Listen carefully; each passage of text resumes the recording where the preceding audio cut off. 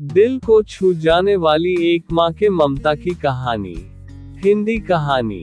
राहुल अब बड़ा हो गया था, पढ़ लिख कर अब उसकी एक अच्छी सी नौकरी एक शहर में भी लग गई थी। कुछ दिनों के बाद उसके माँ बाप के उसकी शादी एक सुंदर और सुशील लड़की से करा दिया, जो कि वह भी नौकरी करती थी। अब रमेश और पत्नी दोनों जॉब करते हुए एक साथ ही शहर में बस गए थे। कुछ दिनों के पश्चात राहुल के पिताजी भी अब इस दुनिया को छोड़कर चले गए, जिसके बाद उसकी माँ एकदम सी अकेले सी हो गई थी। जिसके बाद कुछ दिनों के बाद राहुल अपनी माँ को अपने साथ रहने के लिए शहर ले आया।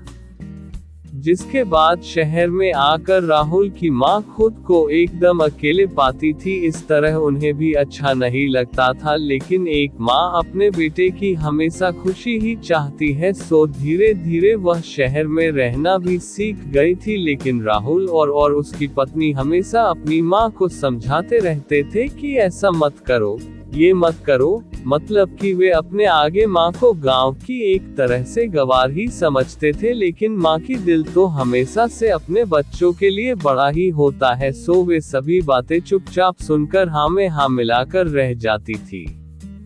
एक दिन की बात है, सुबह राहुल की पत्नी को ऑफिस जल्दी जाना था, सो वह सब कुछ जल्दी से तैयार करके राहुल का खाना पैक करके ऑफिस चली गई। फिर इसके बाद राहुल भी जल्दी जल्दी तैयार होकर ऑफिस निकल गया था। फिर कुछ समय बाद राहुल की माँ ने देखा कि उसका बेटा तो खाने का लंच बॉक्स तो घर पर ही भूल गया है, तो माँ ने बिना देर करते हुए फटाफट ऑफिस पहुँच गई और पास में एक कुर्सी पर बैठ गई, क्योंकि कंपनी में बाहर के व्यक्तियों को अंदर जाने के लिए मना था। सो फिर बेटे को दिक्कत ना हो इसलिए फोन न करके मैसेज किया, लेकिन राहुल अपने काम में बिजी था, सो माँ के मैसेज पर ज्यादा ध्यान ना दिया। लेकिन उसकी माँ बाहर कब से उसका इंतजार कर रही थी। इस तरह कई घंटे बीत गया और इस बीच कई मैसेज भी किया, लेकिन राहुल का कोई उत्तर नहीं आ रहा था। इस तरह राहुल की माँ को चिंता होने लगी थी।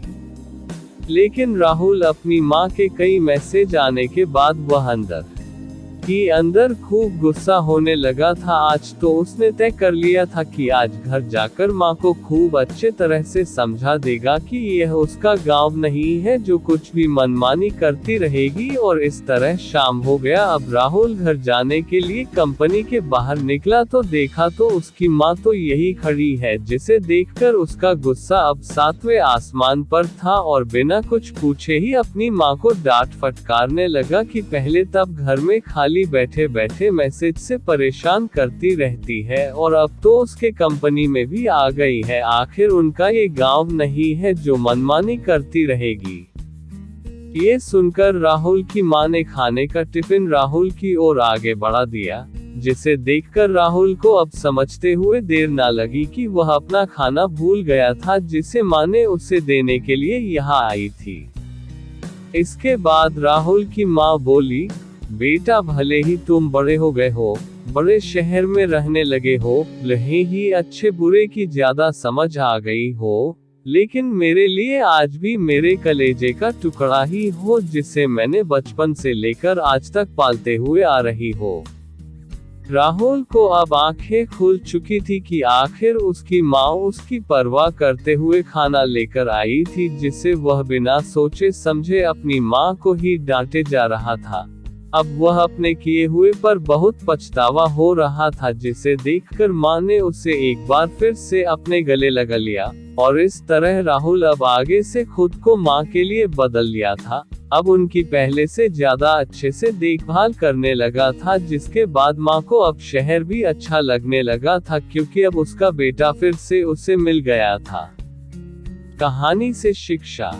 इस कहानी से यही शिक्षा मिलती है कि एक तरफ जहां हम पढ़ लिख कर खुद को ज्यादा ही समझदार समझने लगते थे, जिससे जाने अनजाने में माता पिता के बातों को गलत साबित करने में लग जाते हैं, लेकिन हम सभी यह भूल जाते हैं जिस माँ बाप ने अपने बच्चों को खुशियों के लिए अपनी खुशियों तक का त्याग कर दिए हो, वो भला माँ बाप अपने बच्चों का कैसे बुरा कर सकते हैं।